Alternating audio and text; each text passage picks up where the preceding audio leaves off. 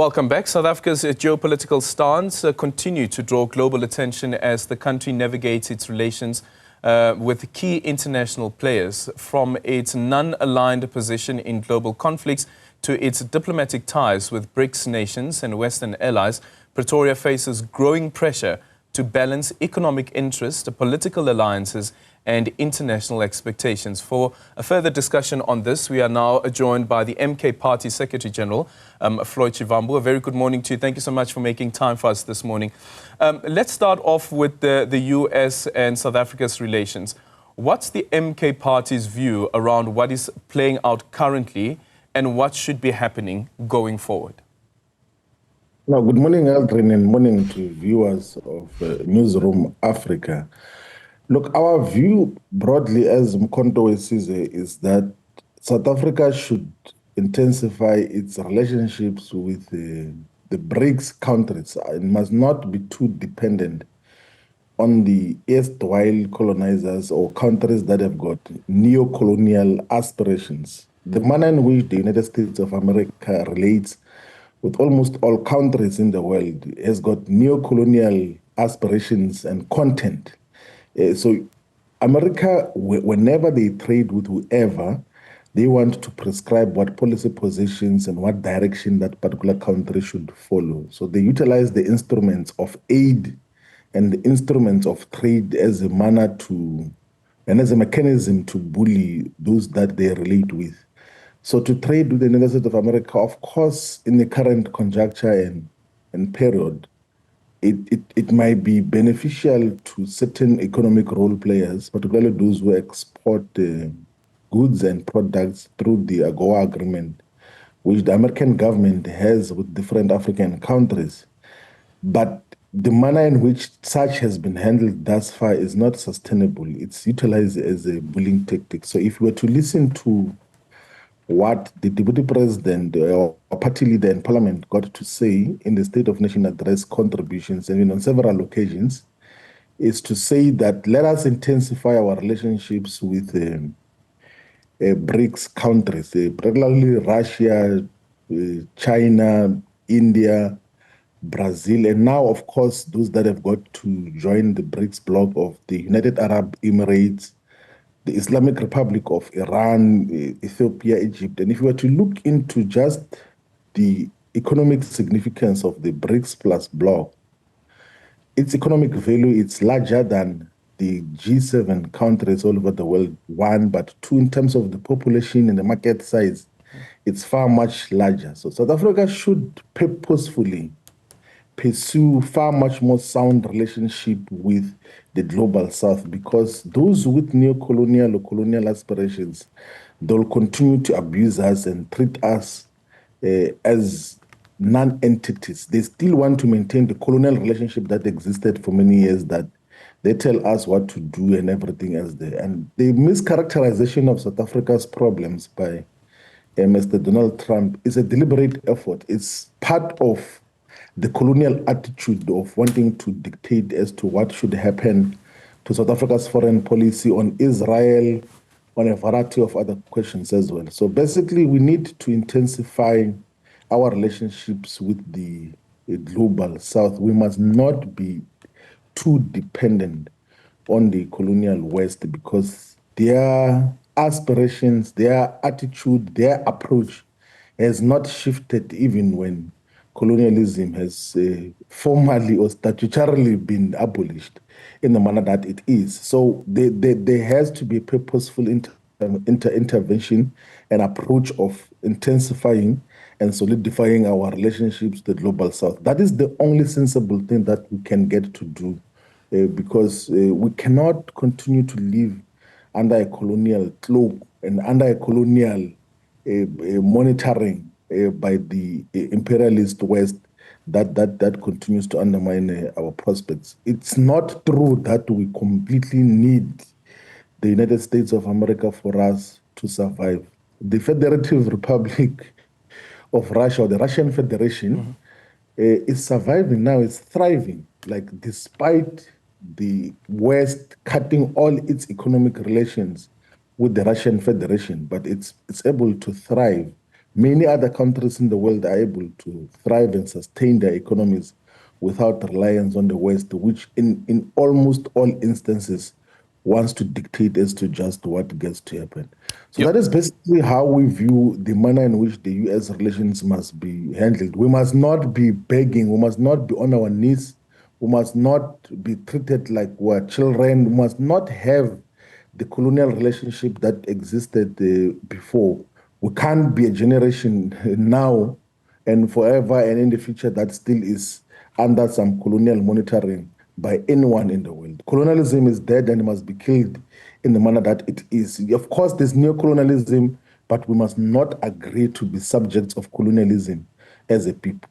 Yeah. Does the MK look at what's currently happening and the stance that is taken by the Trump administration as a precursor for possible intervention in the country? I don't think that there will be any intervention that will be done at the military level and everything else. What seems to be the direction now is that, of course, with the influence of the racist Elon Musk, there will be isolation of South Africa from economic activities that existed between South Africa and the United States of America. And the foolishness about Elon Musk racism is that primarily the people who are going to be affected by cutting South Africa's relationship with the United States of America will be the white minority whom he claims or is uh, preaching falsehood that they are facing genocide in South Africa, because those are the ones who are exporting the goods and products that are guaranteed access to the American market through the AGOA agreements.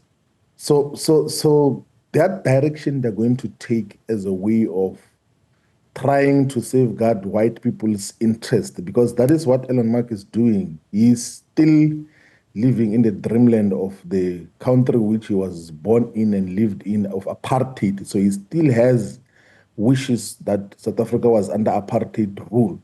That is what it is. That is what it is. And then he utilizes the fact that he has got some money to then influence a puppet president in the United States of America in the manner that it is, and then got to bastardize South Africa and intimidate in terms of his own aspirations. And they will at some stage try to unplug South Africa from the tariff-free access to the American market for certain products. But those at a business level that are going to suffer are those of the ilk of Elon Musk. Those who look like him are the ones who are going to be most affected, because there are no people who look like us who are having access to the American market. And if anything, those who are benefiting out of the AGOA process, it's the white minority and some of the global multinational corporations that are taking advantage of South Africa's access to the American market and come to assemble vehicles here in South Africa so that they can reap benefits from the AGOA access.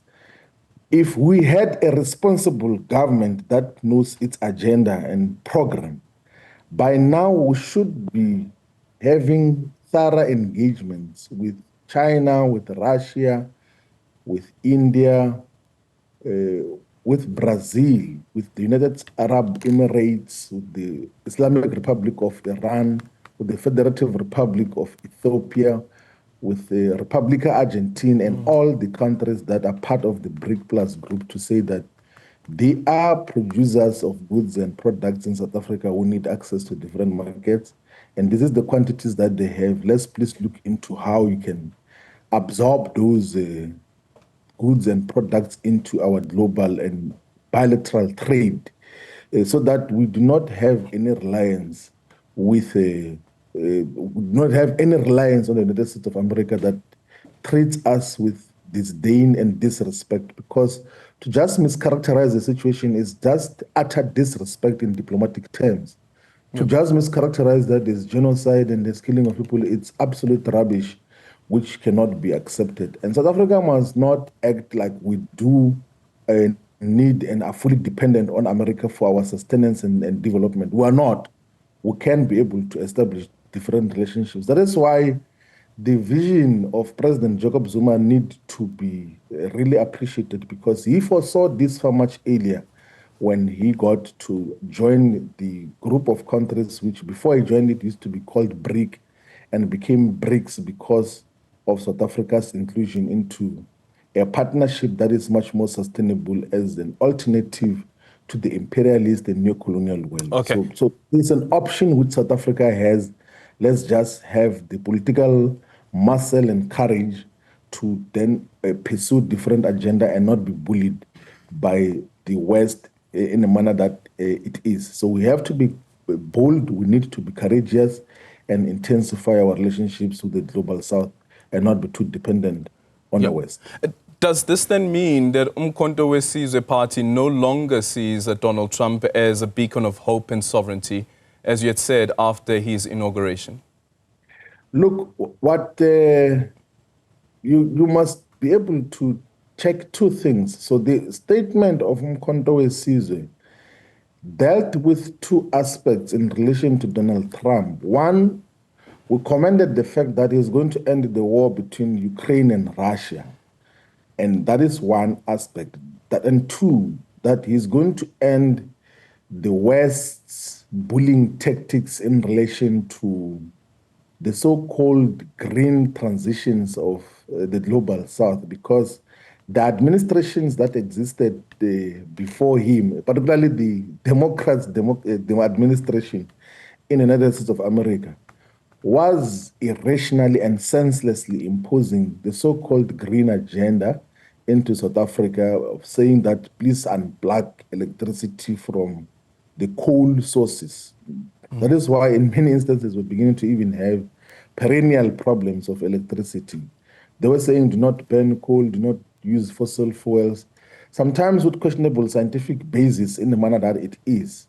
Then we knew that that imperialism, which was being driven through the green agenda, is going to end with the ascension of Mr. Trump into office. But two, we knew that the war between Ukraine and Russia, which had characteristics of a beginning of a world war, which had the potential to escalate into a world war, particularly with the involvement of the North Atlantic Treaty Organization, NATO. So we knew that that is going to come to an end. So in terms of global peace, in terms of the expansive imperialist agenda on the green program, we did foresee, as Umkhonto we Sizwe when Mr. Trump was elected, that such is going to come to an end. We are not friends with American imperialism, but we then isolated those issues that what his election meant is that the global green imperialism is going to come to an end, one, but two, the threat of a world war is going to come to an end because there won't be continued support of Ukraine in the conflict, in the necessary intervention which the Russian Federation is making in Ukraine to prevent the expansion of NATO into Russian borders. Okay, does that mean that Umkhonto we Sizwe still sees the Trump administration as a beacon of hope? I think that is an overstatement in manner that it is, and I think it's. I thought I had just clarified the context of... Yeah, but there are several things. For instance, in that statement, if you remember, there was also reference to ending the war between Palestine as well as Israel. And we know that the Trump administration has actually given the go-ahead for more armaments to be supplied to Israel. Yeah. So again, to that point about a beacon of hope, as well as a beacon of hope for sovereignty. Do you still maintain that particular part? No. I think, when you read the political statements and articulations of a political movement, you must be honest enough to check consistently what does the organization say. So the statement, I did isolate the issues that Umkhonto we Sizwe got to deal with in relation to Trump's administration, that one is going to end what potentially could escalate into a world war in relation to Ukraine. That two is going to stop this imperialist green agenda, the green imperialist agenda that was being imposed on South Africa, which was going to threaten our energy security in the manner that it is. But if you were to listen, you can listen to the interventions of our public representatives in parliament, including the main intervention of the deputy president, the party leader in parliament. Yeah. It did say that we condemn the actions of America's imperialist agenda in relation to the manner in which it characterizes South Africa. We also condemn the manner in which it approaches the Israeli-Palestine question. We do not associate with the manner that it deals with those issues. And as a political movement, we are able to give a thorough and sober analysis to say that in instances where we realize that there will be progress, we'll be able to say that there will be progress. In areas where we realize that there will be regress, we'll be able to identify that there's regress. So you do not say that, no, because out of the 4, 5, or 10 issues that are going to be dealt with, because this person is going to do wrong on the following issues, that everything else is wrong. It's a wrong attitude, actually a very dangerous attitude that gets to make a lot of countries to have wrong foreign policies that in totality we cannot appreciate or relate with certain nations due to the following aspects. So if on trade, if on that certain issues there is wrongdoing, we should openly speak about that. But if on certain aspects of foreign policy, there is some sensible basis for relationship and appreciation, we will do so. We knew and we know that if it had not been contained, if it was not going to be contained, the Ukraine-Russia conflict had potential of escalating into a world war, mostly because of the support of NATO and the pushback from Russia, which rationally and sensibly was going to had to be aided by the friends of Russia in the world. So that is basically what we then got to appreciate in terms of those dynamics. It's not either or. It's not it's not some gangsterism Yeah. that we are involved in terms of foreign policy. There are aspects that you appreciate and there are aspects that you then say this is wrong. And you must be able to clearly articulate all the issues that you do not appreciate. And Umkhonto Sizwe has done so. Go and listen to what the Deputy President got to say on foreign policy when he made the interview in the State of Nation address. Thank you so much for your time. Floyd Shivambu is the MK Party Secretary General there.